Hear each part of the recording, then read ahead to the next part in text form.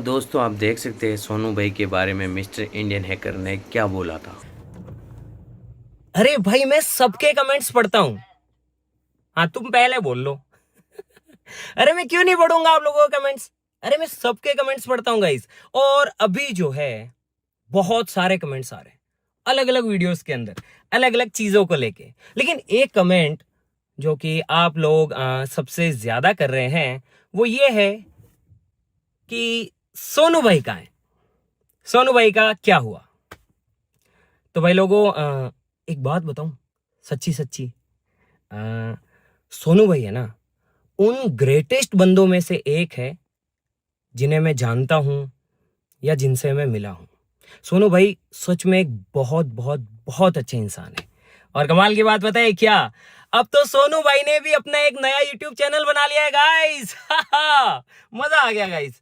तो सबसे पहले तो सोनू भाई को उनके नए चैनल के लिए हार्दिक शुभकामनाएं, बहुत बहुत बहुत सारी बधाइयां। और साथ ही साथ गाइस मैं तो आपसे भी यही कहूंगा कि जितना सपोर्ट और जितना प्यार आप लोगों ने आज तक हमारे लिए किया है ना, जितना प्यार हमें दिखाया है गाइज, उतना ही प्यार आप सोनू भाई के लिए भी दिखाइएगा, उतना ही सपोर्ट आप सोनू भाई को भी कीजिएगा। और साथ ही साथ गाइज मजे की बात क्या है, सोनू भाई भी साइंस के बैकग्राउंड से आते हैं। तो आई होप कि सोनू भाई भी साइंस से रिलेटेड अच्छी अच्छी वीडियोस आगे फ्यूचर के अंदर लेके आए, अच्छे अच्छे एक्सपेरिमेंट्स करें। तो एक बार फिर से सोनू भाई को बहुत सारी बधाइयां। और गाइज आप लोग भी सोनू भाई को नीचे कमेंट्स के अंदर बहुत सारी बधाइयां जरूर देना, उनके चैनल पे जाके भी, और ढेर सारा प्यार दिखाना।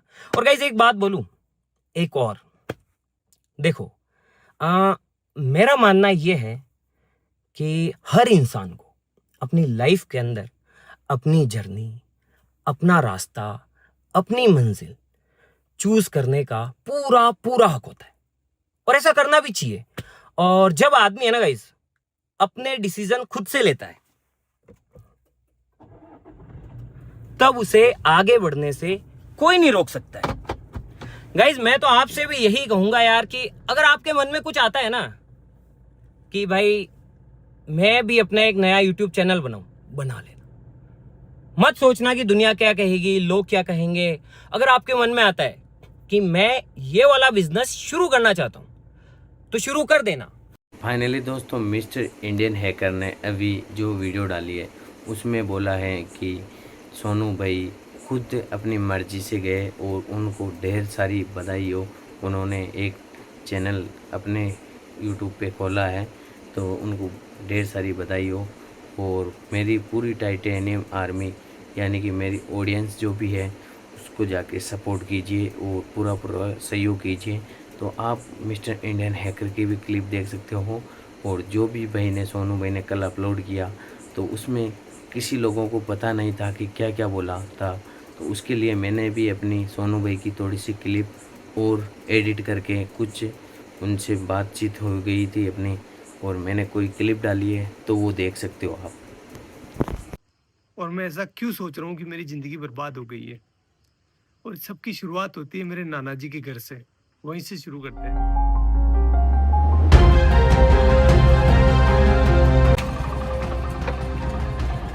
गाइस ये है मेरे नाना नानी का घर जहां पर मेरा जन्म हुआ था।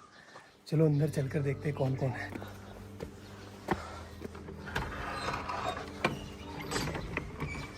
गाइस मामी है, मामी से बात करते। दोग जी मामी कैसे हो? बढ़िया, ठीक। क्या कर रहे हो? हाँ तैयार है, सब तैयार है। तो कुछ ऐसा दिखता है नाना नानी का घर। मेरा जन्म हुआ था यहाँ पर।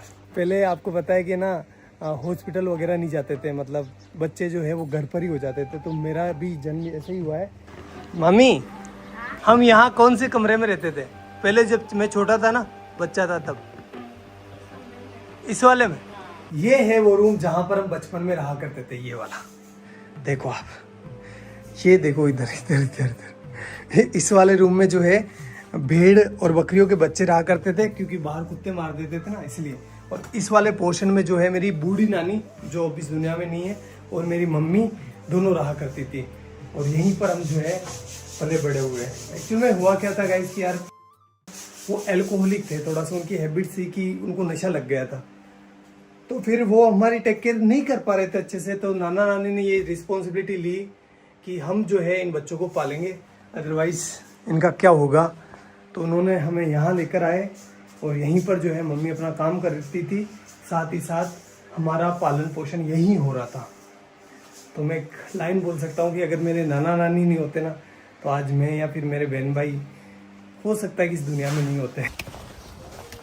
गाइस देखो नाना जी का गांव कितना प्यारा है। खैर फिर वो टाइम आया जब हमें ये घर छोड़ना पड़ा, क्योंकि यार गाइस देखो नाना नानी कब तक पालेंगे, उनकी खुद की भी कोई जिम्मेदारी है, इसलिए फिर हमें यहाँ से जाना पड़ा। चलो अपन भी चलते हैं, लेकिन उससे आशीर्वाद ले लेते हैं। चलो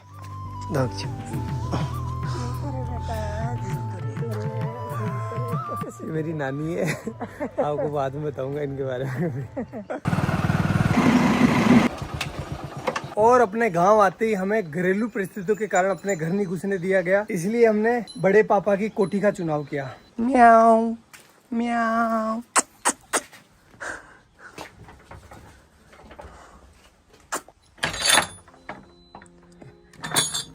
तो भाई लोगों ये है हमारी कोठी, जहां पर हम 2 साल रुके थे। तो अगर मैं अपने 2 हाथ फैलाऊं ना, इतना ही डिस्टेंस है, ज्यादा नहीं है, इतनी ही इसकी लंबाई है और इतनी ही इसकी चौड़ाई है।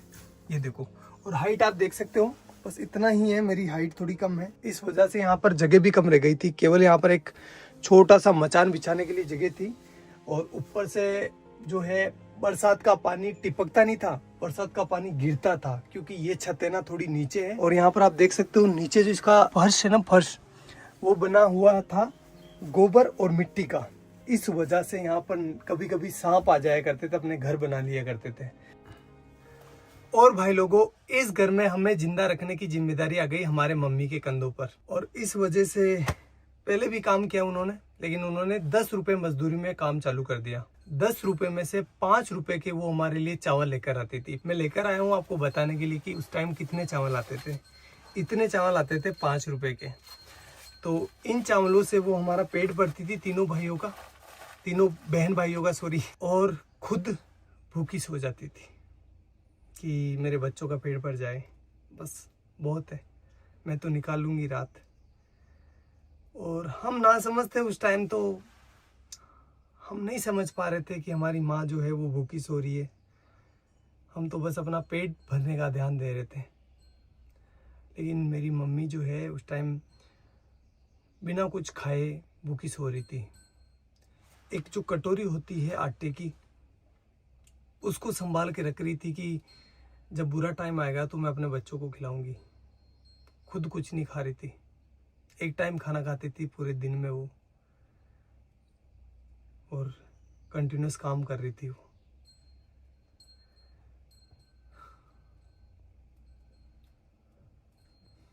और ये सारी चीज़ें हम बच्चे नहीं समझ पा रहे थे, हमारा माइंड उतना डेवलप नहीं था कि हम ये इतनी भारी चीज़ें समझ पाए। हम तो अपना पेट भरते, खेलते और अच्छे थे। मम्मी को ही पता है कि वो हमें कैसे जिंदा रख रही है। मदर इंडिया, यही तो मदर इंडिया है। सारे दुख खुद रख लेती है और अपने बच्चों तक किसी भी प्रकार की प्रॉब्लम्स नहीं पहुंचने देती है।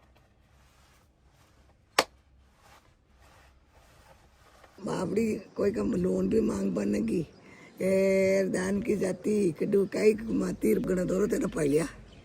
हाँ तेना गणा दौरा पड़िया रे भाई थारी मात तो सब्जी बेचती, लेडीज रहती, भाई दौड़ाती, तेन खुआती, बा भूखी रहती, भाई मार ससुरी भूखा। तना दूध पाइयो, तेन रोटी खुआई, गनी दोरी कमा कमारा, तमात का दान की जाती। हाँ ते भरा का केवन के ते बली दूध ने भरे क्यों, मैं ते दिए किस कोई केव गणा दौरा पहले तो बा। और भाई लोगों इस वाली छत की ना एक स्पेशल कहानी है, बताता हूँ मैं आपको। छत पर मैं, मेरा भाई और मेरी बहन बैठे थे शाम को, और हम राह देख रहे थे कि हमारे लिए कोई खाना लेकर आएगा, क्योंकि हमारी मम्मी जो थी वो गांव चली गई थी किसी कारणवश, तो हमारे लिए खाना नहीं बना था उस टाइम। कोई भी खाना लेकर नहीं आया और हम तीनों बहन भाई भूखे ही सोए। यही जगह थी वो, सेम टू सेम। एक बात बताऊँ आपको, जब आप भूखे होते हैं ना तो आपको अच्छे से नींद नहीं आती, देख कर देख लेना एक बार। चलो मैं आपको अपनी बहन से मिलवाता हूँ। अगर भाई नहीं होता अपना तो अपन आज क्या होते हैं, कहाँ पर होते हैं? कुछ भी नहीं होते हैं, कुछ भी वजूद नहीं होता हमारा। जिंदा होते? नहीं हाँ? नहीं। भाई ने क्या किया अपने लिए? बहुत मेहनत की, बहुत हमें शिक्षित किया। बड़े भाई ने हमें सब कुछ सिखाया, सब कुछ दिया। गाइस बात है 2008 की, जब मेरा बड़ा वाला भाई इस पीछे वाले स्कूल में पढ़ाई करता था। उस टाइम हुआ क्या था, कुछ शरारती बच्चों ने स्कूल की घंटी जो बेल होती है उसको छुपा लिया था और उसका सारा इल्जाम मेरे भाई पर लग गया। भाई को स्कूल से सस्पेंड कर दिया गया। देन हमने जैसे तैसे कर करा के भाई का एडमिशन जो है वो बाहर की स्कूल में करवा दिया, जहाँ पर वो कुछ किराया देकर स्कूल चला जाता था। 2 रुपये लगते थे शायद उस टाइम किराए के, या 1 रुपया लगता था, आई डोंट नो फुली। फिर कुछ समय बीता, उसके बाद मैंने और मेरी बहन ने 5वीं क्लास पास कर ली और हम जब 6ठी क्लास में यहाँ पर एडमिशन लेने आए तो हमें बोला गया कि आपके भाई ने जो घंटी छुपाई थी उसको जो है आपको भरना पड़ेगा, अदरवाइज़ आपका एडमिशन नहीं होगा। तो उस टाइम 350 रुपये, 360 रुपये जो है उस घंटी के देने थे। 1 महीने से ज़्यादा टाइम लग गया 360 रुपये का जुगाड़ करते करते, इसलिए उस साल हमारा एडमिशन नहीं हो पाया और यहाँ पर जो है एडमिशन बंद हो गए। अब घर वाले हमें किराया देकर किसी दूसरी स्कूल नहीं भेज सकते थे क्योंकि वो अफोर्ड नहीं कर पाते उस टाइम, और हम छोटे बच्चे थे तो किसी दूसरे गांव भी स्कूल नहीं जा पाते क्योंकि दूर था ना। हमारा गांव काफ़ी बड़ा है, तो हम दूसरी जगह अगर जाएंगे ना तो हमें कम से कम 3-4 किलोमीटर जो है पैदल चलना पड़ेगा। तो छोटे बच्चे थे तो नहीं हो पाया वो सारी चीज़, और हमारा 1 साल पूरा बर्बाद हो गया। फिर मेरे बड़े वाले भाई ने एक भारी डिसीजन ले लिया और उसने अपनी सारी पढ़ाई छोड़कर, अपनी सारी ज़िंदगी दांव पर लगाकर मेरी और मेरे बहन के लिए काम चालू कर दिया। उसने फर्स्ट काम चालू करा मंडी में, जो सब्जी मंडी होती ना वहाँ पर। गाइस मैं हूँ अभी उस सब्जी मंडी के अंदर जहाँ से मेरा भाई सब्जी खरीदता था। 15-20 किलो वजन को अपने सर पर रखकर मेरा गांव जो कि यहाँ से 20-25 किलोमीटर दूर है वहाँ पर लेकर जाता था। वो सब्जी, वो फल फ्रूट बेचता था जिससे कि कुछ पैसे आए और वो अपने बहन भाइयों का पेट भर सके, अपनी माँ के सर पर जो बच्चों का पालने का भार था उसको कम कर सके। और ये वो काम कर रहा था जब उसकी उम्र है ना 16 साल थी। वो बाल श्रम कर रहा था। क्यों? क्योंकि अपने बहन भाइयों को जिंदा रख सके और उनको अच्छी एजुकेशन दे सके। घर में कई सामान नहीं रहा तो दोनों मन भाई सब्जी ले जाता, मैं दोनों जेर बेच जाता। ये वो चौराहा है जहाँ पर मेरा भाई सब्जी लेकर उतरता था और उसे एक एक घर बेचने जाता था। चलो मैं आपको दिखाता हूँ कि वो इतना सारा वजन लेकर कितना पैदल चलता था।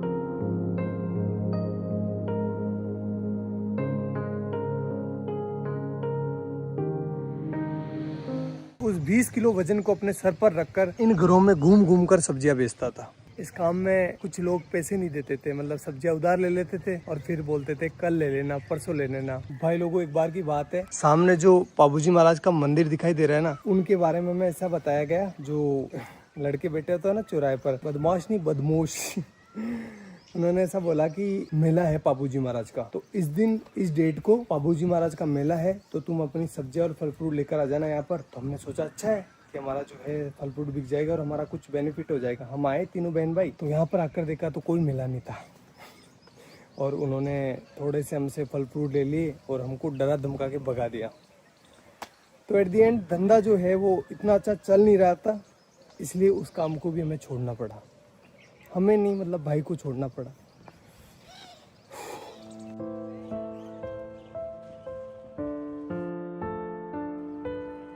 और गाइस फिर मेरे भाई ने खिलौनों की दुकान पर काम चालू कर दिया, जहां पर उनकी सैलरी थी 50 रुपए पर डे, यानी 1500 रुपए पर मंथ।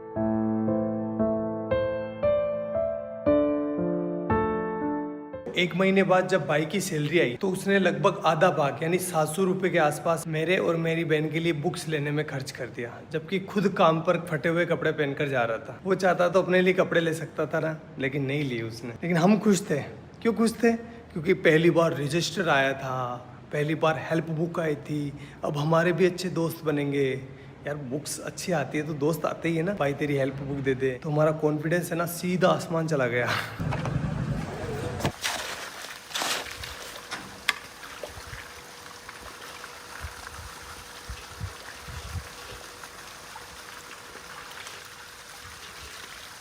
भाई लोगों अब मेरी बारी थी। जो भी मैंने लिया है ना उसको वापस रिटर्न करने की, इसलिए मैं काम करने लग गया। साथ ही साथ अब बड़ा हो गया था, इसलिए मैं अजमेर वाली स्कूल में जाने लगा बस से, और वो भी साइंस बायो पढ़ने। तो बताता हूँ मैं आपको ये मैंने कैसे किया। गाइस ये जो सामने सीमेंट की फैक्ट्री देख रहे हो ना, इसकी दीवार बनाई है ये वाली।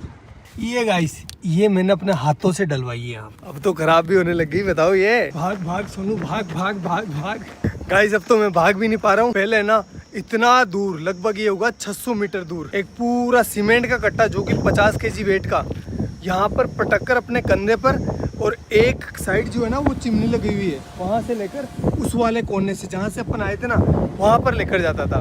अरे भगवान, इसका ठेकेदार इतना खड़ूस था।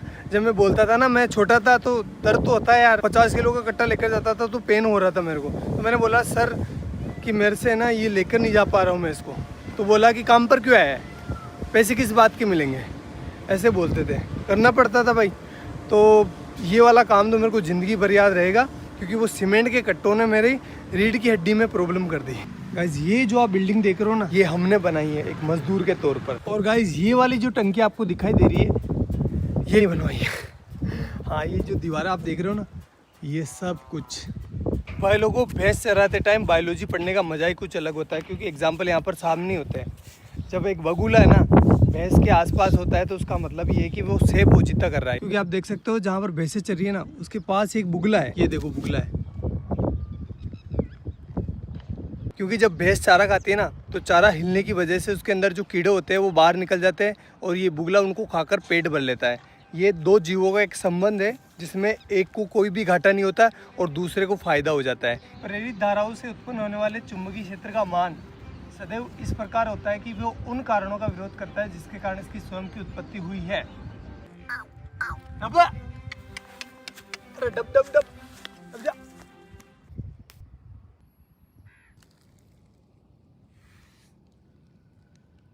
अब भाई लोगों, अब रिजल्ट का टाइम, लेकिन वो मैं यहाँ नहीं बताऊंगा, मैं बताऊंगा उस वाले पहाड़ के ऊपर। तो चलो चलते हैं। अरे काटे काटे है तो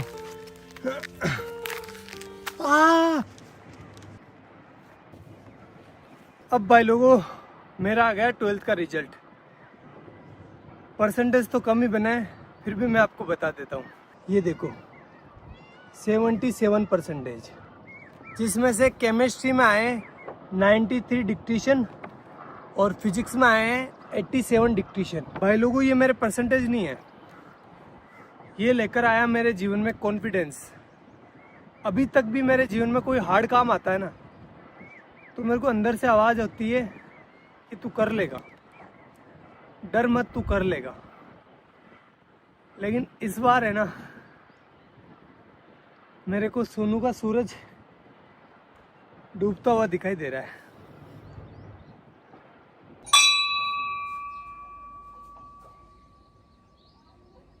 भाई लोगों, अब मैं टीचर बन चुका था। चलो क्लास लेकर आते हैं। हाइजेनबर्ग का अनसर्टेनिटी प्रिंसिपल, जिसके बारे में अपन बात करने वाले हैं। ठीक है, चलो बताओ कहाँ पर जाकर गिरेगा। कि जब एक मार्कर मेरे हाथ से निकला ना, तो ऑटोमेटिकली आपकी नजर जो है मार्कर के ऊपर होती हुई आपको पता चल गया कि मार्कर कहाँ जा रहा है। इसकी पोजीशन पहले ये कहाँ पर है वो पता है, और इसकी स्पीड पता है, और ये किस डायरेक्शन में जा रहा है पता है। तो अपन इसका पाथ डिसाइड कर सकते हैं। एक इलेक्ट्रॉन को ये वरदान दिया है, भगवान ने ऐसा हाथ रखा, जा बेटा जा, इस दुनिया में जा, और तेरी है ना कोई इंसान एक टाइम पर ना तो तेरी पोजीशन, मतलब दोनों को एक साथ पता नहीं कर सकता। फिर ऐसे करते करते मैं टीचर बन गया, और मेरे पास बहुत काम था। 3-4 कोचिंग ऑफलाइन जाता था, 1-2 ऑनलाइन थी, मतलब मस्त। और जो भी चीज़ें मैंने अपने परिवार के लिए सोची थी, भाई के लिए, मम्मी के लिए, वो मैं कर रहा था अच्छे से, कोई दिक्कत नहीं थी। उसी टाइम मेरे पास आया भैया का कॉल सीधा टीम से भैया का कॉल। इतना खुश हो गया था मैं यार, भैया का, इतने बड़े आदमी का कॉल डायरेक्ट आया था मेरे पास। तो फिर भैया का कॉल आया, और भैया ने बोला मेरे को, सोनू यार हमारे यहाँ पर है ना एक साइंस की लड़के की डिमांड है, तो तू आ सकता है क्या। मैंने बोला ठीक है भैया, मैं कर लूँगा, कोई दिक्कत नहीं है। तो फिर मैंने वहाँ पर मतलब ऑफिस में पार्ट टाइम जॉब चालू कर दिया। 2-3 घंटे के लिए जाता था, केमिस्ट्री से रिलेटेड और फिजिक्स से रिलेटेड, मतलब ऑल ओवर साइंस का काम मैं संभालने लगा। और ऐसे करते करते 2 महीने निकले, 2 महीने के बाद भैया ने आगे से बोला मेरे को कि सोनू तो ऐसा कर, फुल डे ज्वाइन कर ले, सारा दिन काम कर और पॉसिबल है तो कर ले। घर वालों से बात करी, घर वालों ने, मेरे बड़े वाले भाई से मैंने पूछा तो उसने कहा कि यार देख तू ज्वाइन कर ले, कोई दिक्कत नहीं, अपने ही गांव के तो कोई प्रॉब्लम नहीं होगी। मैंने कहा ठीक है कर लेता हूँ, इसमें क्या दिक्कत है, आपने बोल दिया तो वो सब आपसे आगे क्या है, कोई नहीं, कुछ नहीं है। ऐसा करके मैंने टीम को ज्वाइन कर लिया और फिर मेरा अच्छा शानदार टाइम आया। मैं बहुत अच्छा काम कर रहा था सभी चीज़ों में, मतलब पहले मैं साइंस से जुड़ा था, लेकिन अब मैं जो है ना वीडियो का एडिशन हो गया और भी बहुत सारी चीज़ें हो गई, कैमरा के पीछे बहुत सारी चीज़ें चलती है ना, मतलब पत्थर उठाना खड्डे खोदना, सारे काम जो भी हो सकता है सब कुछ कर रहा था। Everything I can do, I do that. Best चल रहा था, कोई प्रॉब्लम नहीं थी, अच्छी चीज़ें हो रही थी, शानदार, हर एक चीज़ में शानदार एफर्ट लगा रहा था। जो मतलब एक वीडियो आपको लगता है कि बहुत ईजी होता है, लेकिन ईजी नहीं होता, बहुत हार्ड काम है एक वीडियो को बनाना। जैसे एग्जांपल के तौर पर मैं बोलूँ तो जो बनाना है ना, बनाना से पोटेशियम निकाला था, आपको याद होगा, वो 20-23 मिनट की वीडियो थी, अच्छी भी चली थी वो वीडियो। उस वीडियो को मैं संभाल रहा था पीछे, उसका सारा केमिस्ट्री मैं संभाल रहा था। उस वीडियो को गाइस शूट करते करते 2 से 3 महीने निकल गए, इतना एफर्ट लगाया इस पर, और वो वीडियो चली भी सही, आपका प्यार भी दिखा उसमें। तो ये तो एक एग्जांपल है, बाकी बहुत सारे काम किए, जैसे डायमंड वाला, और भी बहुत सारे साइंस के सारे प्रोजेक्ट थे ना, वो मैं हैंडल करता था बिहाइंड द कैमरा, और चीज़ें अच्छी चल रही थी, मतलब कोई दिक्कत नहीं था, सब कुछ शानदार था। मैं सारे कंपनी के रूल एंड रेगुलेशंस फॉलो कर रहा था, मेरी अटेंडेंस की भी कमी नहीं थी, हर एक चीज़ बेस्ट थी। और मैं भैया की इतनी रेस्पेक्ट करता हूँ, आज भी करता हूँ, कि भैया के सामने कभी ऐसा टाइम था मैं चेयर पर नहीं बैठता था, मतलब मुझे लगता था कि नहीं, मेरी औकात नहीं इनके बराबर बैठने की। और आज तक मैं उनसे हैंडशेक नहीं करता, जब भी वो कुछ अच्छी चीज़ करते ना तो वो हैंडशेक करते थे, मैंने मतलब मेरा ऐसा था कि नहीं यार, भैया से हैंडशेक कैसे कर सकते हैं अपन, मैं उनके पैर छूता था, इतनी इस लेवल पर रेस्पेक्ट कर रहा था मैं। सब कुछ चीज़ें शानदार चल रही थी, कोई भी प्रॉब्लम नहीं थी किसी भी प्रकार से। अभी 2-3 महीने पहले ही मेरे साथ कुछ ऐसा हुआ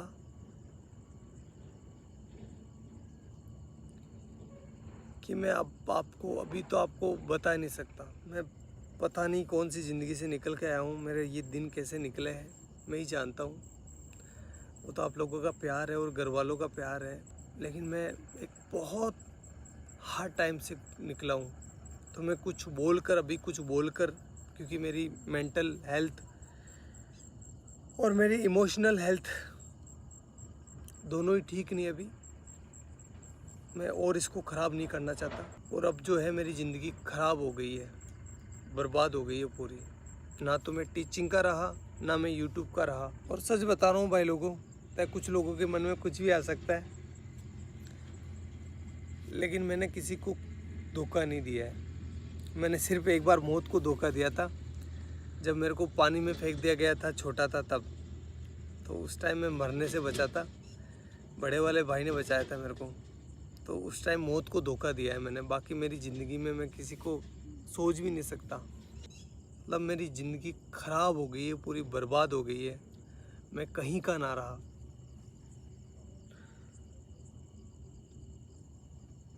लेकिन घर वालों को वो चीज़ें नहीं दिखा सकता मैं, वो मेरी वजह से परेशान हो रहे थे, और आगे से मैं रहूँगा भी नहीं, ना तो आपके सामने रहूँगा, ना घर वालों के सामने रहूँगा। और साल भर तक मैं ट्राई करूँगा, अगर मेरे से ये हो जाता तो ठीक, अदरवाइज़ मैं जो है वापस अपने एजुकेशन फील्ड में चला जाऊँगा, और साथ ही जो है अपनी एजुकेशन को भी सुधारूँगा। और साथ ही ये करके देखना पड़ेगा, सिचुएशन ऐसी हो गई है कि मेरे को करना पड़ेगा, क्योंकि मैं क्या करूँगा अब। और आगे आने वाले टाइम में बताऊँगा मैं आपको कि मेरे साथ क्या हुआ है, लेकिन अभी मेरे को माफ़ करना, मैं नहीं बता सकता। मैं वापस वो डार्क टाइम नहीं देखना चाहता। आगे जाकर बताऊंगा, मैं पक्का बताऊंगा, लेकिन अभी नहीं। हाथ जोड़कर रिक्वेस्ट है।